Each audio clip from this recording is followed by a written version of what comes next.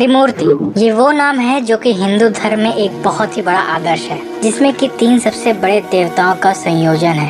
त्रिमूर्ति के तीनों देवताओं ने इस दुनिया को बनाया, इसका पालन पोषण किया और अंत में इस दुनिया को वो खत्म भी कर देंगे। आज इस वीडियो में हम एक ऐसे देवता के बारे में बात करेंगे जिन्होंने इस विश्व की रचना की है। उनके 4 मुख है और 4 हाथ कहा जाता है। वो ज्ञान विद्या कला के प्रतीक है। इसके साथ साथ कई सारी ऐसी मिस्ट्रीज हैं जो कि इन देवता को सबसे अलग बनाती है, क्योंकि कुछ अनसुलझे राज हैं जो अभी तक सुलझाए नहीं गए हैं। विष्णु की नाभि से निकले कमल पे विराजमान देवता और इस सृष्टि के रचयिता ये देवता है भगवान ब्रह्मा। भगवान ब्रह्मा के नाम पे कई सारे मिस्ट्रीज एंड कॉन्ट्रोवर्सीज हैं, लेकिन अगर लोगों ने वेद पुराण या फिर कथाओं को अच्छे से पढ़ा होता तो उनको आज असलियत का ज्ञान होता। लेकिन इस वीडियो में हम कुछ मिस्ट्रीज को सॉल्व करने की कोशिश करेंगे। पहला सवाल, कौन है ब्रह्मा? ब्रह्मा को विश्व के आदि सृष्टा, प्रजापति, पितामह और हिरण्य गर्भ कहते हैं। ब्रह्मा जी देवता, दानव और सभी जीवों के पितामह हैं। सभी देवता ब्रह्मा जी के पौत्र माने जाते हैं, इसलिए वो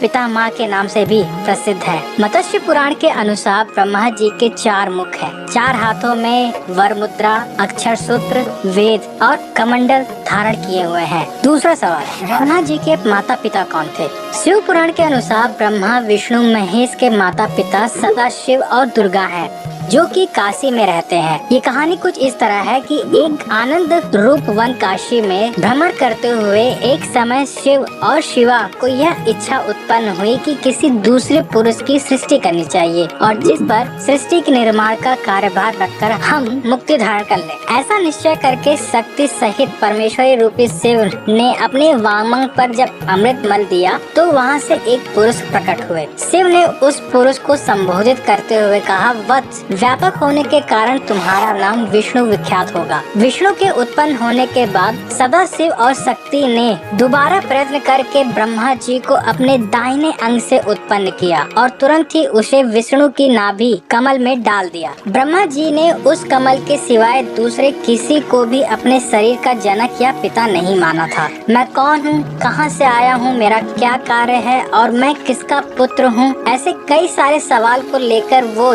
जल में ही तपस्या में लीन हो गए। इसी तरह कुछ समय बाद शिव और रुद्र की भी रचना हुई थी। तीसरा सवाल, ब्रह्मा जी की उत्पत्ति और उनके कितने पहले बच्चे थे? ब्रह्मा जी की उत्पत्ति जल में उत्पन्न कमल पर हुई थी। उन्होंने कमल के डंठल के अंदर उतरकर उसका मूल जानने का पूरा प्रयास किया, लेकिन वो उसका मूल नहीं जान पाए। तब वह कमल पर आकर दोबारा विराजमान होकर सोचने लगे कि मैं कहाँ और कैसे उत्पन्न हुआ। तभी उन्हें एक शब्द सुनाई दिया, तपश तपश। तब ब्रह्मा 100 वर्षों तक वहीं आंख बंद करके तपस्या करने लगे। फिर विष्णु ने ब्रह्मा को सृष्टि की रचना के लिए आदेश दिया तो उन्होंने सबसे पहले अपने 4 पुत्रों की उत्पत्ति की, सनक, सनंदन, सनातन और सनत कुमार। ये चारों भी सृष्टि की रचना को छोड़कर तपस्या करने लगे। अपने बेटों की इस हरकत को देखकर ब्रह्मा बहुत क्रोधित हुए और उन्होंने अपने भावों से एक बालक का जन्म किया। ये बालक रोने लगा और इसका नाम रुद्र रख दिया गया। फिर ब्रह्मा ने विष्णु जी की शक्ति से